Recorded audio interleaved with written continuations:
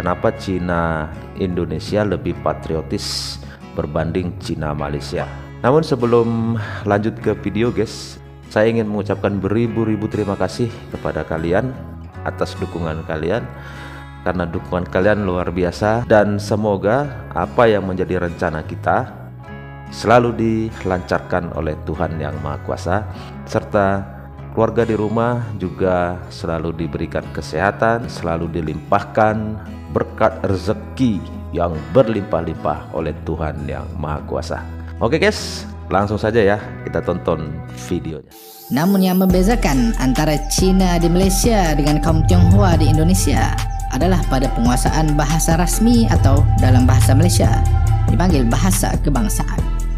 Ini menimbulkan banyak pertanyaan di kalangan orang Malaysia mengenai rahsia sukses Indonesia melakukan asimilasi antara penduduk pelbagai kaum. Tidak jarang yang menjadikan Indonesia, khususnya kaum Tionghoa di sana, sebagai contoh keturunan Cina atau Tionghoa yang cintakan negara dan tidak bersikap rasis. Nama saya Johnny Matius, tapi saya biasa dipanggil Johnny Lim. Saya dari veteran marinir dari Kesatuan Taifib. Saya keturunan Tionghoa, tapi tumpah darah saya Indonesia. Jadi, apakah rahsia orang Cina di Indonesia terlihat lebih fasih berbahasa Indonesia berbanding orang Cina di Malaysia? Inilah drama politikus. Sebenarnya persoalan bahasa bukan sekadar percakapan. Ia adalah inti kepada persoalan besar pembinaan peradaban atau ketamadunan sesebuah negara. Seorang Chinese di Indonesia bisa berbahasa Indonesia bukan sahaja menunjukkan kesatuan dengan warga negara kaum lain, ia juga menimbulkan semangat patriotisme. Sudah pasti bukanlah kami bermaksud warga negara yang tidak cekap berbahasa rasmi atau bahasa kebangsaan itu tidak bersikap patriotik, bukan. Tapi ia merangsang pembentukan jiwa negara bangsa yang lebih solid. Buktinya, sejak merdeka hingga kini, Malaysia masih lagi berbicara tentang pembentukan negara bangsa yang tidak selesai-selesai. Padahal sudah hampir lebih 70 tahun meh. Sedangkan di Indonesia persoalan ini sudah selesai. Well, bukan hanya di Indonesia. Majoriti negara besar sebetulnya sudah beres pembentukan negara bangsa. Lihat Jepun, Korea, Turki, termasuk negara Arab di Timur Tengah. Namun ini sangat berbeza dengan Malaysia. Kenapa ya?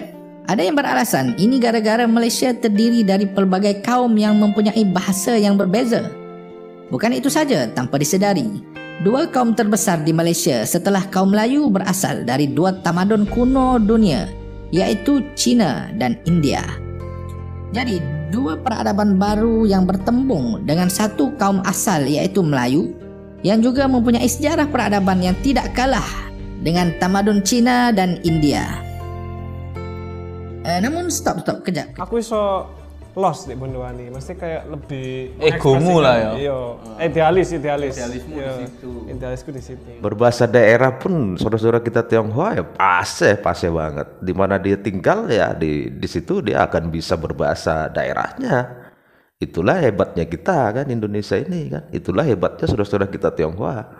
Bukan cuma saudara kita Tionghoa, yang lain-lain India, Arab, semua sama. Mereka sama, merasa Indonesia. Kalau itulah alasan kita, bagaimana pula dengan Indonesia yang mempunyai 718 bahasa berbeza yang dituturkan oleh 1340 suku bangsa di tanah air menurut sensus BPS tahun 2010. Nah, mereka mempunyai 1340 bangsa, sedangkan kita hanya 3 kaum. di konstitusi mereka ini kan membentuk suatu perbedaan di antara kaum, ya kan, mengistimewakan satu kaum dan menomorduakan kaum yang lain. Beda dengan kita, ya. Kita ambil contoh saja, misalnya di Indonesia ini kan suku Jawa mayoritas, tetapi kan tidak otomatis suku Jawa ini harus nomor 1, kan enggak? Sama. Ya, secara logika saya nih, bagaimana kalau seseorang akan merasa memiliki negara tersebut, memiliki rasa patriotis di negaranya sendiri, kalau dia dinomorduakan? beda dengan kita. Kita sama, semua sama. Mau kamu suku apa, mau kamu keturunan apa, mau kamu agama apa, sama.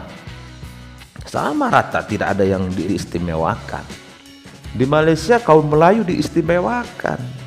Itu saja sih kalau menurut saya ya guys ya. Kalau menurut kalian seperti apa nih guys? Kasih komentar guys ya. Dan sampai di sini dulu guys videonya. Terima kasih sudah menonton. Semoga video ini bermanfaat dan sampai ketemu lagi. Tetap semangat. Salam sukses buat kita semua.